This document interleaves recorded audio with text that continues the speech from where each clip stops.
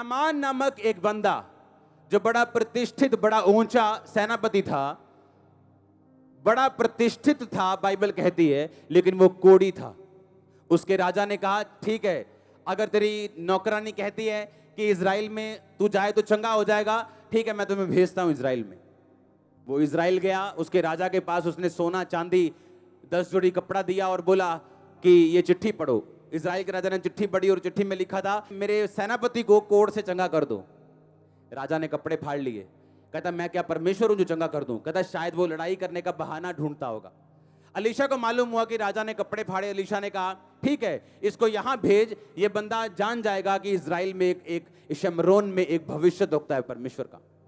वो उसके पास आया, अलीशा मिला भी नहीं, हेलो हाय नहीं की कि बड़ा तगड़ा मिनिस्टर आया बाहर, और अंदर से ही बोल दिया, इसको बोल दो जाके यर्दन में 7 डुबकियां मारे, इसका कोढ़ चला जाएगा। वो गुस्सा किया कि मेरे को आके ले हैंड नहीं किया, मुझ पे हाथ नहीं रखा, मेरे से हेलो नहीं की, मुझसे मिला नहीं। तो उसका नौकर कहता, क्या मुश्किल बात उसने कह दी? उसने यही कहा ना, डुबकियां मार, तो मार लो, क्या दिक्कत है? उसने डुबकियां मारी, कोढ़ चला गया। सुनो सुनो, वापिस आके कहता है, ये सारे ऊंट जितने मैंने सोने और चांदी और कपड़ों से लदे हैं, ये मैं आपको देना चाहता हूं। ये बात नहीं कि अलीशा ऑफरिंग नहीं लेता था। बाइबल कहती है उसने औरत से ऑफरिंग ली, लेकिन उस ऑफरिंग को उसने मना कर दिया। उसने कहा, नहीं, मैं ये पैसा तुझसे नहीं ले सकता, परमेश्वर मुझे अलाउ नहीं कर रहा। उसने बहुत मनाया, ले ले ले ले, उसने नहीं लिया, वापिस चला गया वो अपने पैसे के साथ। 6 बाब में लिखा कि उसके चेले उसके पास आके बोलते हैं कि प्रभु, मालिक, गुरु, स्वामी, हमारे पास रहने की कमी है, लोग ज्यादा हैं, तो हम घर बनाना चाहते हैं। उसने कहा, ठीक है, बना लो। तो कहता, हम लकड़ी काट के चलेंगे, तू भी हमारे साथ चल। तो लिखा, अलीशा उनके साथ लकड़ी कटवाने के लिए चला। तो एक कुल्हाड़ी उनके पास थी, उसकी जो बेंट थी, उसका जो ऊपर का मुंह था कुल्हाड़ी का लोहे का, वो पानी में गिरा।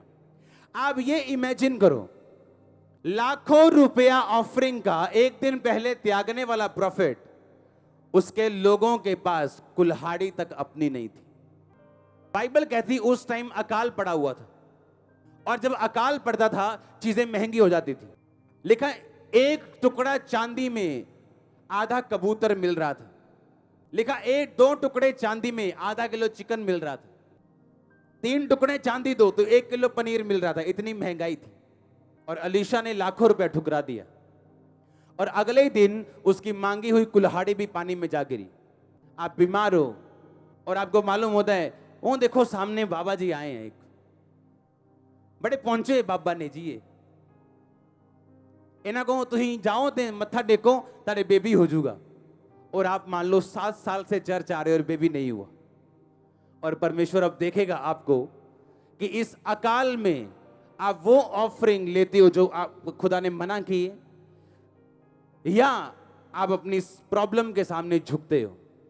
7 बाब में लिखा, कहता इतना अकाल पड़ा कि लोग अपने बच्चों को खाने लगे, और इजराइल का राजा दुखी होकर कहता कि इस अकाल का जिम्मेवार अलीशा है, और वो अलीशा को मारने के लिए चला। अलीशा ने कहा अंदर से बैठे बैठे, कहता कल ऐसा होगा, मैं आपको आसान भाषा में समझाता हूं।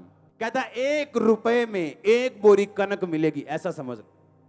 जहां 100 टुकड़े चांदी में 1 बोरी कनक नहीं मिल रही थी, 1 लाख रुपए की 1 बोरी मिल रही थी। अलीशा अंदर से कहता कल 1 रुपए में 1 बोरी मिलेगी। राजा का असिस्टेंट कहता अगर खुदा आसमान भी खोल देगा ना तो भी ये नहीं होगा। और बाइबल कहती ऐसा हुआ, क्योंकि साथ में कुछ राजा ऐसे थे जो बड़ी लूट लेके कहीं जा रहे थे, और परमेश्वर के दूतों ने उन्हें डरा दिया और वो अपनी लूट छोड़कर भाग गए, और वो सारी लूट इजराइलियों ने लूटी।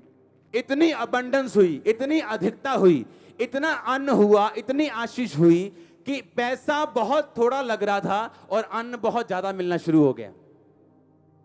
इमेजिन करो, अगर अलीशा अपनी गरीबी या जरूरत के सामने झुकता तो क्या यह चमत्कार होता?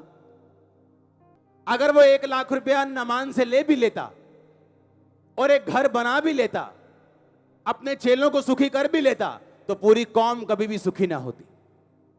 पूरी कौम सुखी इसलिए हुई क्योंकि अलीशा ने परमेश्वर की बात को सुना, जबकि उसका माइंड ये कहता था, दिल ये कहता था कि तुझे ऑफरिंग लेनी चाहिए क्योंकि अकाल के दिन है और तेरे चेले भूखे हैं। क्या आप उसके वचन पे खड़े रहने के लिए तैयार हैं? जब मुश्किल से मुश्किल परिस्थिति हो, जब शैतान आपको झुकाने की कोशिश करे, जब बीमारियां झुकाने की कोशिश करें, जब पैसे की तंगी चोरी कराने की कोशिश करे, जब आप कॉम्प्रोमाइज करने के लिए शैतान से तैयार हो जाएं, तो इसका मतलब आप बड़े कामों के लिए नहीं चुने जा सकते। इसका मतलब परमेश्वर आप पे भरोसा नहीं रख सकता कि वो पूरी कौम को आपके द्वारा छुड़ा सके। बड़े कामों के लिए मूल्य बड़ा अदा करना पड़ता है। 2 मरले का घर अगर लेना हो तो फिर 2 लाख लगता है, 10 लाख लगता है, 5 लाख, 6 लाख लगता है। पर अगर बड़ी कोठी लेनी हो तो 10 लाख से नहीं आती।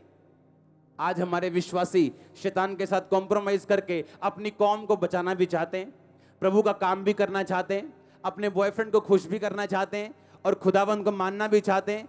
ये ऐसा पॉसिबल नहीं, क्योंकि आप 2 नावों पे सवार नहीं हो सकते, ना ही आप शैतान और परमेश्वर दोनों को खुश कर सकते। एक ऑफरिंग ठुकराई, अबंडेंस, स्वर्ग खोल दिया खुदावंद ने।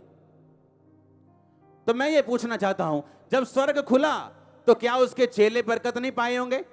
जब आप अपने लिए आशीष मांग रहे हो वो अलग बात है।